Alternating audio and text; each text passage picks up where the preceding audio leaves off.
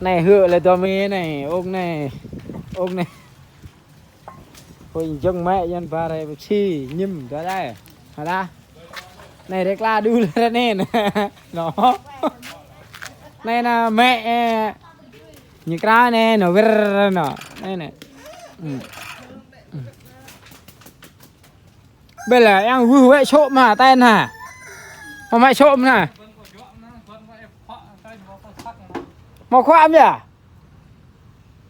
Này là màu khoạm nhỉ? Màu khoạm chết hả? Chịu nhớ.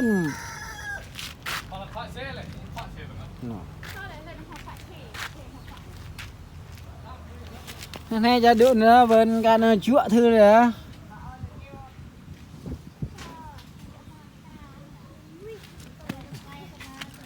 Vâng nó vâng cái này nó vâng kê như này nó chọc lần mẹ cho lần mỏi á kê ta ra tự động trôi như hết giờ lại giật nó ra này này ôi độ này là hay mới nè nhìn kêu không trôi như này nè chắc khăn đa nhỉ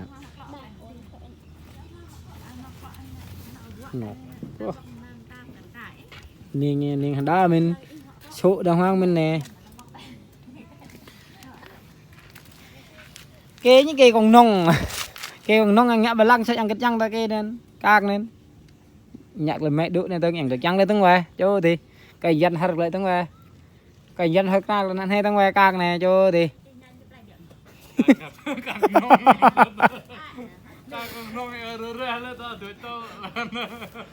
càng còn nông nè hình nhạ bà lăng qua đen ăn trăng ta như nữa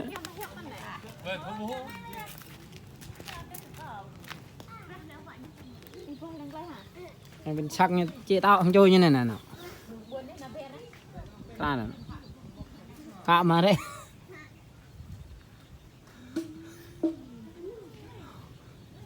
cái dọa po như thời dọa này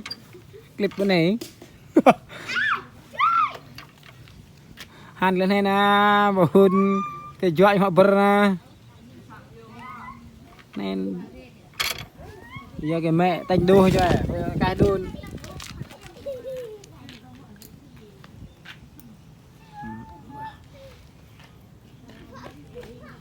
dọa thế cha xa lu ôi như dọa thế cha xa lu ấy cha cứ dọa lu huệ dê phân phê như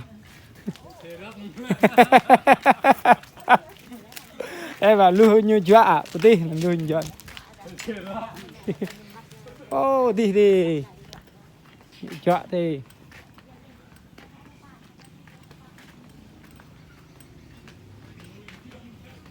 nào này này lu như thế này lu như dọa này lắp như 40 phê này em xanh này lu như thế này đơn này trong bên như thế này đơn này trong bên đàn nào hai đều cái này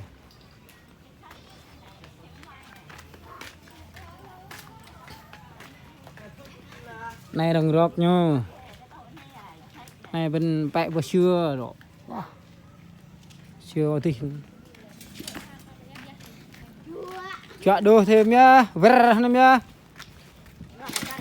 ôi nhá đồ mình á sang chết neo không vào đồ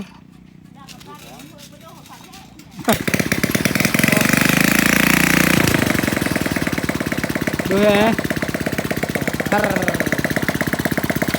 trôi như vậy một chỗ đồng hoang nữa đâm hai ông này rồi số 1 số 2 số 3 mấy số 4 hả vô cái bát trước à số 3 kia quay hai ông ấy sao làm này xanh này từ đâu mấy hắn là thơm cho cả riêu hắn thơm mình vô hồn gây nhỉ hắn là thơm cho cả riêu à đi đai như ấy bố mà ngạm bua như đập như tăng hả mà lại mà ngạm bua như tăng ấy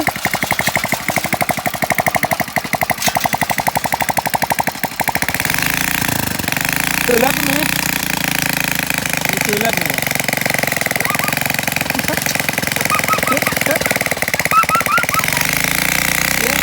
từ lớp ốc mình không rất là thôi đại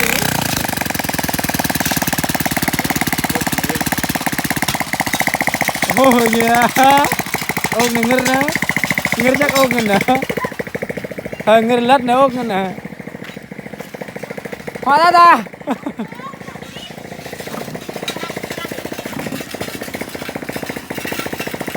đây là ốc này nè con câu còn han này nè tắt nữa nè cái thọ club bắn đấy nhé nó tắt cái đĩa nè cái club bắn lên lên lẻ hả đó là nó lên từ nó thằng nghe cái gì một chân khóa đấy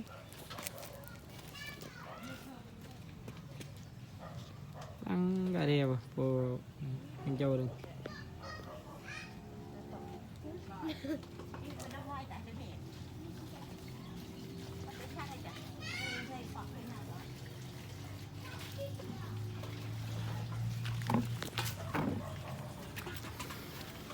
một chỗ đàng hoàng nè